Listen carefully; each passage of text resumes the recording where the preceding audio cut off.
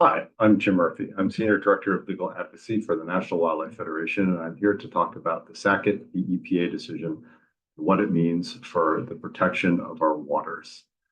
Sackett v. EPA is easily the most impactful decision on water protection ever issued by the Supreme Court. It deals with what seems like a pretty technical question, which what did Congress mean when it said that the act covers navigable waters defined as waters of the United States? I'm going to talk a little about what the Clean Water Act does in a bit, but this question determines which waters are protected by the Clean Water Act, which is America's very comprehensive and very successful water pollution protection statute.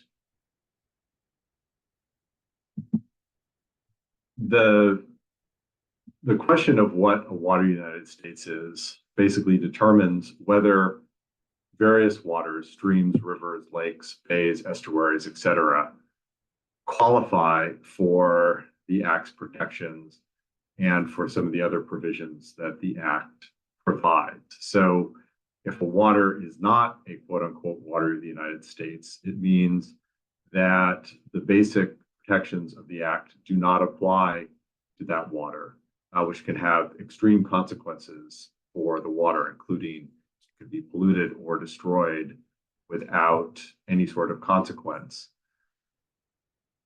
The actual case, Sackett v. EPA, dealt with a particular set of wetlands that were owned by a couple, the Sacketts, who lived in Idaho, and had partially destroyed these waters in an attempt to build a home. EPA gave them notice that they needed a permit to do this, and that if they continued to destroy the wetlands, that they would be penalized, and they were penalized. The Sacketts appealed this ruling, saying that no, that the waters were not quote unquote waters of the United States, and that they were free to destroy and impact these waters without any sort of mitigation measures or other measures governed by a permit to ensure that the functions of these waters were restored or otherwise replaced. On the question of whether the Sackett's wetlands in particular were protected, the court was technically unanimous. They all agreed that these particular wetlands were not protected under the Clean Water Act. However, how they got there was enormous disagreement. 5 justices, led by Justice Alito and also followed by Roberts, Thomas, Gorsuch, and Barrett, took a very narrow view of which waters are protected. The other 4 justices took a broader view and disagreed with the reasoning of Justice Alito. And the reason they did so had a lot to do with the language in the Clean Water Act itself, as well as how the Clean Water Act has been interpreted and implemented over the last 50 plus years. Justice Kavanaugh stated that the test that Justice Alito put forth would lead to a lot of difficult issues and potentially arbitrary results. He mentioned places like the Chesapeake Bay and the Mississippi River as places where water quality and flood protection could suffer greatly as a result of this very limited test that Justice Alito put forward. He stated that the test will actually generate more regulatory uncertainty. And he noted that 8 administrations that have governed the Clean Water Act since its inception all had a much broader view of what waters were protected than Justice Alito did. Justice Kagan, similarly, she looked at the language of the Clean Water Act itself and said that the court was essentially rewriting the law, that Congress had settled the issue, that Congress intended to protect waters broadly, especially waters like those in this that were adjacent to other waters, and that Congress had settled the question that adjacent wetlands were protected, and that adjacent meant nearby, which is its common meaning. So both Justices Kavanaugh and Kagan looked to the language of the Clean Water Act. They looked to the history of its implementation, and concluded that that waters that were, in particular, nearby but not necessarily touching other waters should be protected. And I think it goes to note that previous decisions even had much stronger language from justices about protecting waters, including the most recent decision that the Supreme Court touched on, the 2006 Rapanos decision, where 5 of the justices all found that that waters that may be separated, sometimes separated by a great distance, could still have a huge impact on downstream water quality. Justice Alito departed from all of this thinking. He interpreted the term adjacent. The reason the term adjacent is important is because the regulatory term for a particular water in the United States that applied to these wetlands were adjacent wetlands, wetlands adjacent to other protected waters. The common meaning of adjacent is nearby, but Justice Alito said, not in this case. Here he read the Clean Water Act as protecting only those wetlands that were first off near other waters that were protected, and he defined that very narrowly too. And the Clean Water Act protects waters in the first place that are relatively permanent, standing, and continuously flowing bodies of waters that are connected to traditional interstate navigable waters. And for wetlands, wetlands had to be next to these waters such that they have a continuous surface connection with these bodies of waters. And then he added in dicta that they were so close that they were effectively indistinguishable from these waters. Again, this is a huge departure from past interpretations, all of which, including a very restrictive rule under the Trump administration, allowed waters that were nearby, say separated by a road or a berm or other upland structure, to be protected if they were next to another protected water. What does this mean? It means that at least 63% of wetlands that have historically been protected have lost protections. And the first test that's on the screen, the continuously flowing or standing bodies of water and relatively permanent bodies of water, mean that up to 4.9 million miles of streams likely don't have protection, because a lot of those streams flow either seasonally or only in response to events like rainfall or snowfall.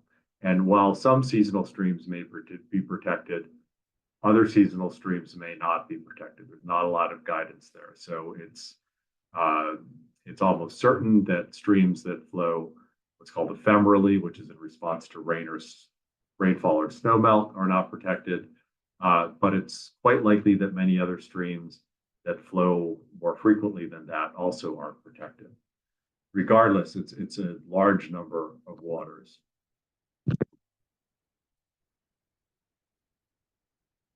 This matters hugely because these waters that are no longer protected no longer get the basic protections of the Clean Water Act. The Clean Water Act, at its core, prohibits the discharge of pollutants into protected waters or into waters in the United States.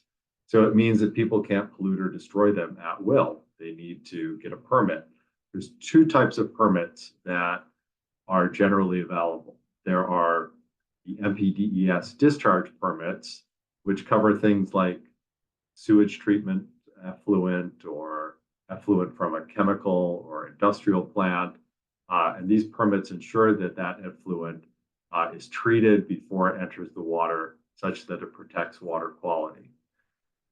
Then there's dredge and fill or damage permits. And these are permits where dredge and fill material is used to fill or destroy a water body or drain a water body like a wetland or sometimes a stream in the case of mining when material is dumped into that stream. And these permits, for one, they ensure that the applicant does all they can to minimize and avoid damage. And then they ensure that the damage that's done faces or is mitigated in some form or fashion, such as the restoration or enhancement or even creation of waters elsewhere that provide similar functions and values to ensure clean water, habitat, flood control, etc. But there's also other major provisions that depend on waters of the United States and this definition. The oil spill recovery provisions. This can mean that waters that are no longer waters of the United States, when an oil spill happens, that funds under the Oil Spill Liability Trust Fund may not be available. That companies might not be held accountable for cleaning up, that they might not have to pay penalties or take other measures to ensure that these spills are cleaned up.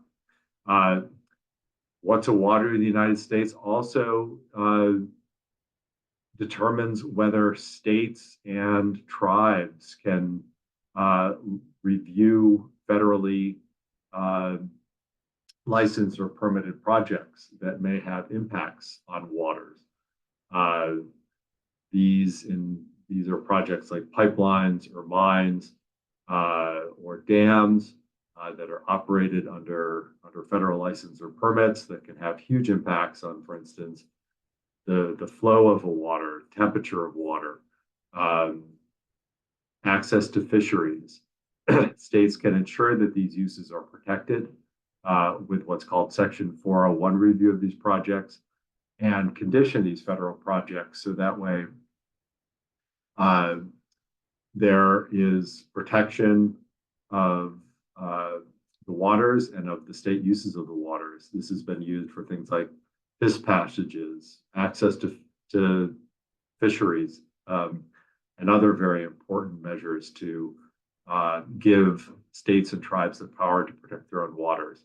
And then there's the Clean Water Act veto, and this gives the EPA the ability to effectively say that when a project is too damaging to something like fish habitat, as is the case with which it did recently with the Alaska Pebble Mine, which was a proposal to put an incredibly destructive mine in the middle of some of the most sensitive and important salmon habitat in the world.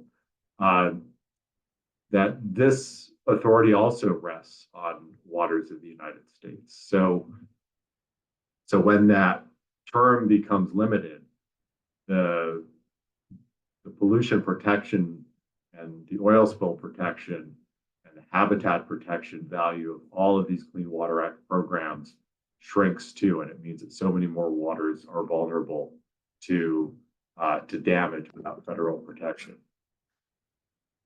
So with the federal protection limited by the Sackett decision, a lot of the responsibility has gone to states. Whereas for Good Government has done a fantastic job of putting together a state-by-state analysis of what protections are there.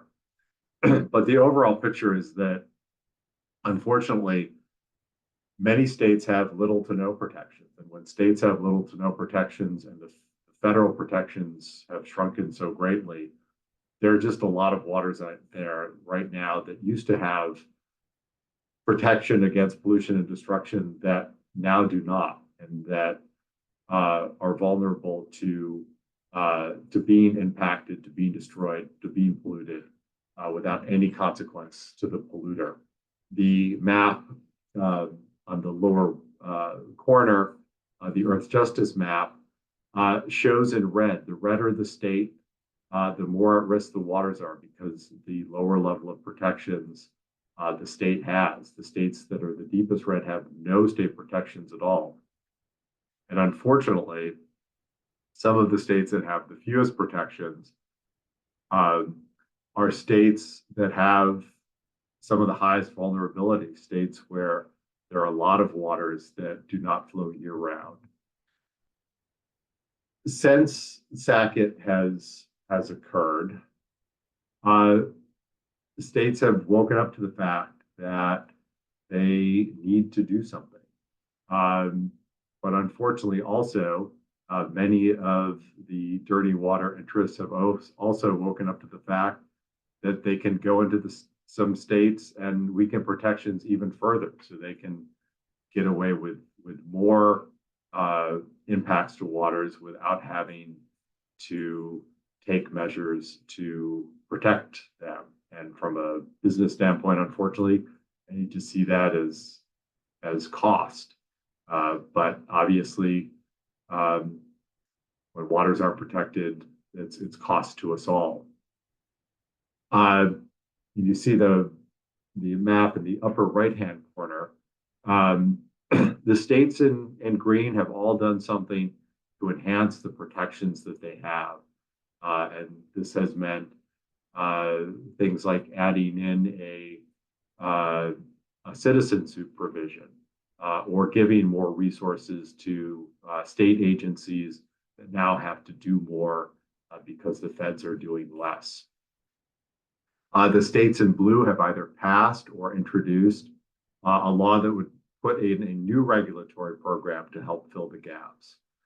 And then there's the states that are going the other way. There's the states in yellow and purple and red who have